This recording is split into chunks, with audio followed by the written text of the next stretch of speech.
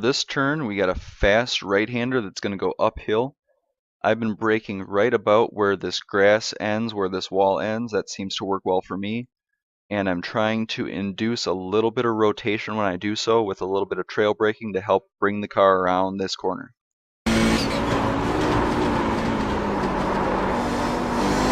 Now we're going to try and stay further to the right. This car is not as nimble as others when it comes to changing direction quickly like you need to do up here.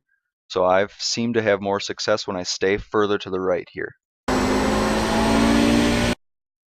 And now we're getting to the end of the paint here for the pit exit. And we're getting to this crest. We see these two trees. So not too long after this stuff all comes into view, we're going to start changing direction. Instead of going right, we'll start to go left.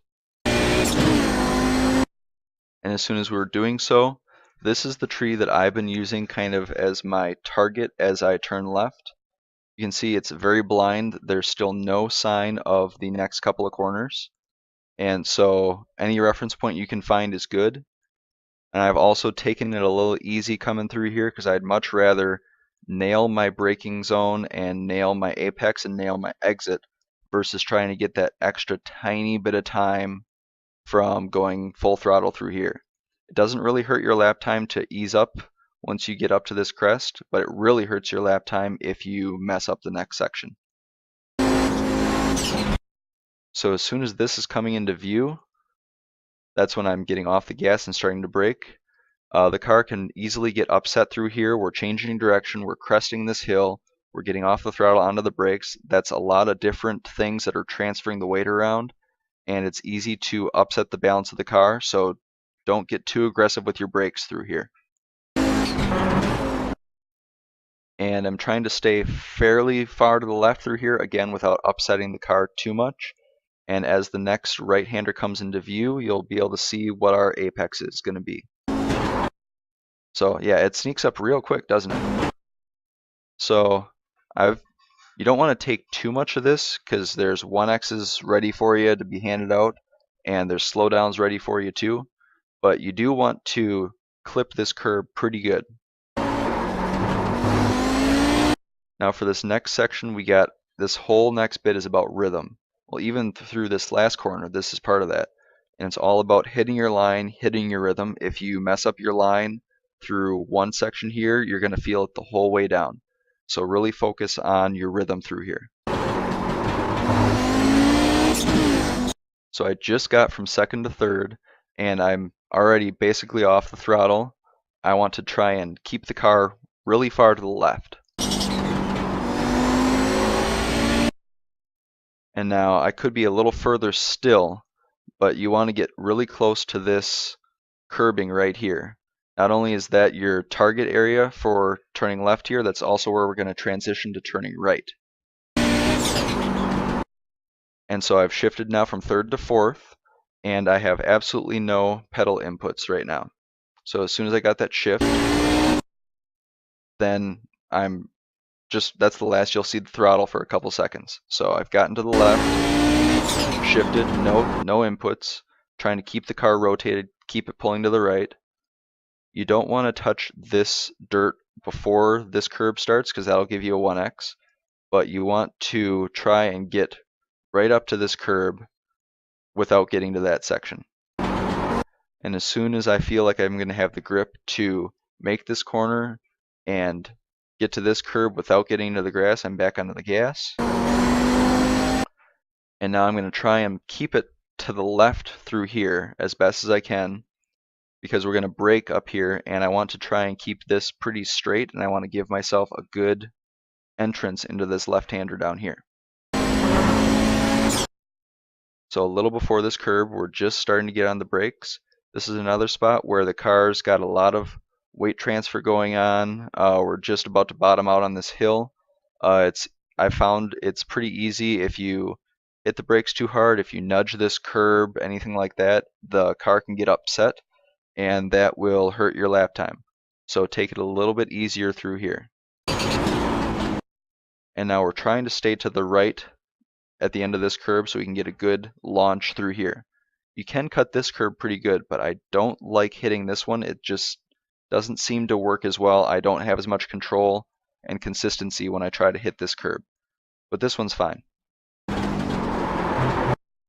So we're taking a pretty late apex, and we're pretty late on getting back onto the gas here. You can even see I'm still carrying just a touch of brakes to help the car rotate a little. So we don't want to go too fast through here because we'll get into this sand up here, and that'll throw your car around. You can get airborne, and it's just not good for putting in a clean lap and a fast lap, and it's not good for the health of your competitors nearby because you're going to be careening all over the place. So take it a little bit easier through here. Wait until you get closer to the end of this curb before hitting the gas. Now we can take a lot of this exit curb, but again, watch out for this stuff. That's bad news.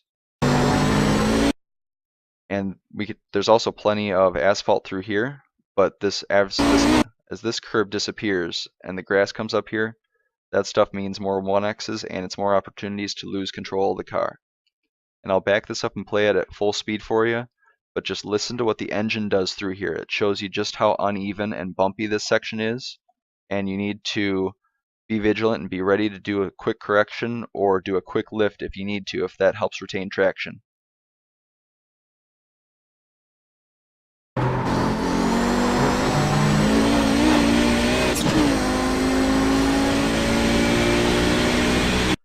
So I've been braking a little bit past where this wall ends. You don't want to go all the way to the 200 marker. That's too far. You won't be able to make the corner. But where this wall ends, or maybe a touch later, seems to be a good braking point. You can clip this curb pretty good. But we're not long on the gas before we get back on the brakes. As soon as this section here is ending, actually right about here is where I'm getting back on the brakes.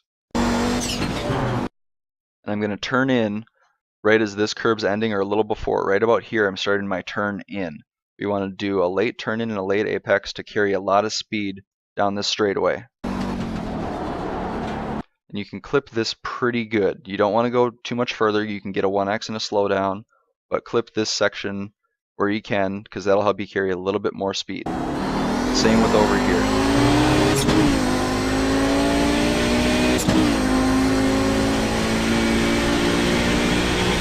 Now the draft through here can really pull your car along pretty good, so keep that in mind. If you have a draft through here, you will need to back up your brake point for this next section. So in between the 100 and the 200, about halfway as this transition changes, that's what I've been doing for my brake point. You can kind of see where the paint here, it seems to get a little thicker right here, and that's also where the transition changes. I've been braking a little bit before that zone. And again, as your fuel burns off, this is with a full fuel load, 18 gallons. As the fuel burns off and as you have any draft assistance, your brake point will need to move forward or backward depending on your situation. So I'm braking very hard through here, and I'm actually going to be doing a slight turn in while still braking very heavily. It's essentially going to be very heavy trail braking, and I'm going to let off on the brakes pretty abruptly. And those three actions are going to rotate the car around and help me get through here and stay to the left. And I'll do it slowly for you first, and then we'll play it at full speed. So just a touch of turn in, and you can see I'm already counter steering. So it doesn't take much when you're on full brakes. And I'm going to try and stay to the left through here and get a good launch out of this section. And you can use this whole curb if needed. I didn't quite need it all here, so I didn't force myself to use it, but you can use this whole thing. Now through here the car is going to get really unloaded, and so be aware of that. As we're getting over this crest, the car will want to drift to the left. You'll probably need to do some throttle modulation and some counter steering to keep things in line.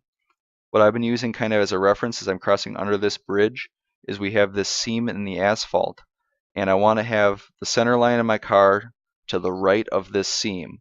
I'm a little further than necessary to the right here, but I'd rather have that than too far to the left, because then you're just going to fly off track and your lap's over and your race could be over too. You can use this curb if necessary, if that's what your line takes, but make sure you get off it before it ends. And that's why I try to not use too much of it, because it sneaks up real quick. But we're going to try and stay very far to the left, get very close to this white line, because we need to use every inch of the track for this next corner. So as I start my turn in, I'm getting off the throttle to help the car rotate a little bit more. And it's a little bit after where this curb ends is when I'm starting to do that turn in. And I don't take much of the curb on this lap. You can take more of that, but my turn-in point and my speed was such where I didn't get over quite as far for this. But you can clip this fairly well and not suffer too much. But if you take it too far, well, one, you can get an A1X and all that fun stuff. But also it can upset your car. And you don't want to lose grip and have a out-of-control car, because this wall and this grass comes up real quick.